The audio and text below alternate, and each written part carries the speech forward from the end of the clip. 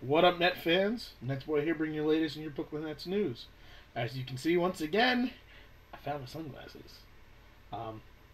Yeah, so I got them back. Good, because I like wearing them. But, yeah, so that's the sunglasses situation, if anybody cared. It's currently November 13th. I'm going to start giving the dates now so people can understand what video exactly or what I'm specifically talking about if you don't happen to see the videos when they first come out. So it's November 13th, and the Nets are sucking major balls, kind of like the way they used to back when they were in New Jersey.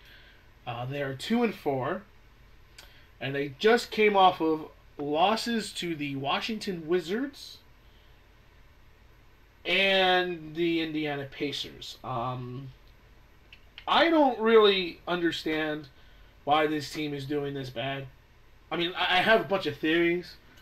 They just to be 2-4 to me is beyond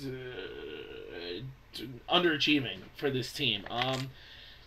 Losses to the Cavaliers, Magic, Wizards, and Pacers. Only the Pacers lost. Look at that. That might be happening now every video because I'm slamming things too much. Only the Pacers loss is the only justifiable loss in my opinion. You should not be losing to the Wizards, Cavaliers, and especially not the Magic. You know, that to me just gets me angry. That just shouldn't be happening. You shouldn't be losing to those shit teams. Okay? Now, the thing is, though, I know it's the beginning of the season. It's not just the Nets, though. All the teams that are supposed to be doing good aren't doing that great, except for the Pacers. The Heat, I believe, are around 500. The Bulls are maybe 1 or 2 games over 500. The Thunder are doing good. The West teams are doing what they're supposed to. There's not really a West team that's disappointing. But in the East, the 4 juggernaut teams in the East, of those 4 teams, only the Pacers are doing well. And the Pacers are doing very well. Of course, I predicted the Pacers to be the 4th seed. That looks like, from based off the beginning of the season, that I'm going to be incorrect with that. Watching the Pacers play, they just play great defense. You know, they haven't yet scored more than like 98 points, I think. But the fact of the matter is, they play great defense. Roy Hibbert is a very good defender. Paul George is an amazing defender.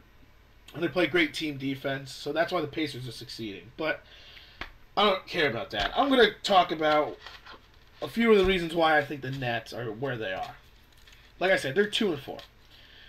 They should be 5-1. They should be.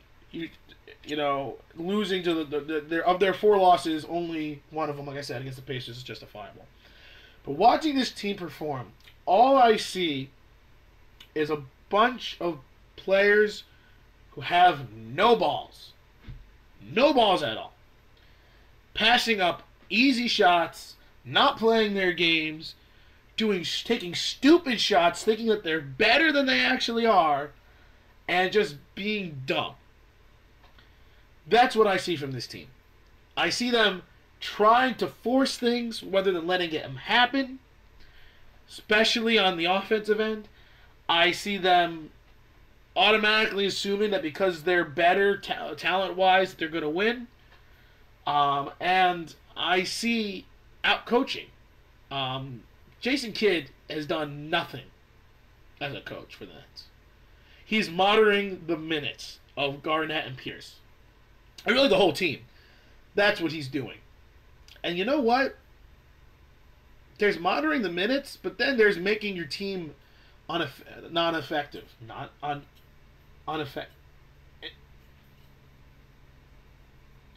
Just to make your team suck. That's all that's happening. It's all that's happening. Because you're cutting down Pierce's and Garnett's minutes. That's fine. That's great. I don't care. But there's a point where the team is struggling and those guys need to play.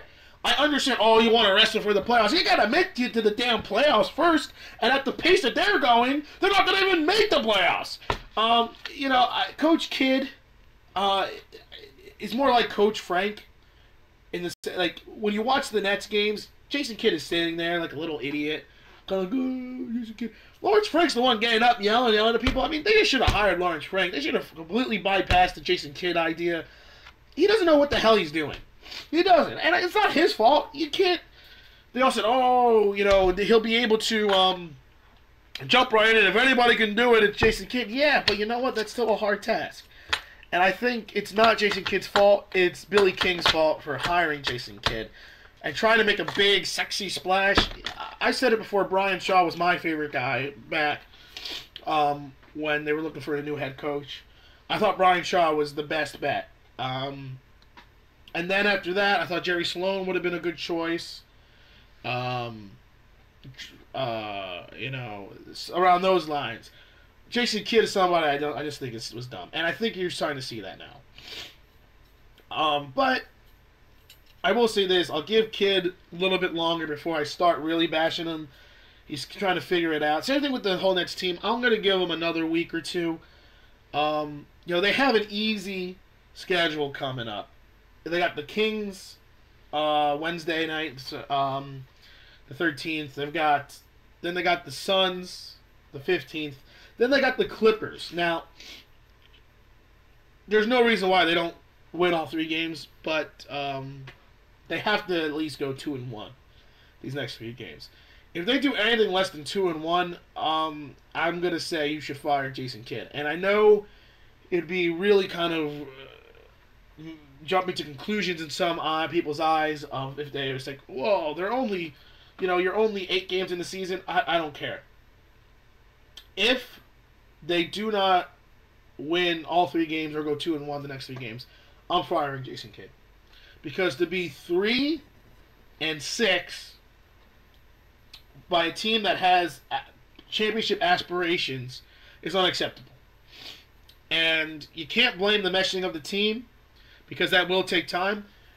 But people need to understand the coach needs to help with the meshing.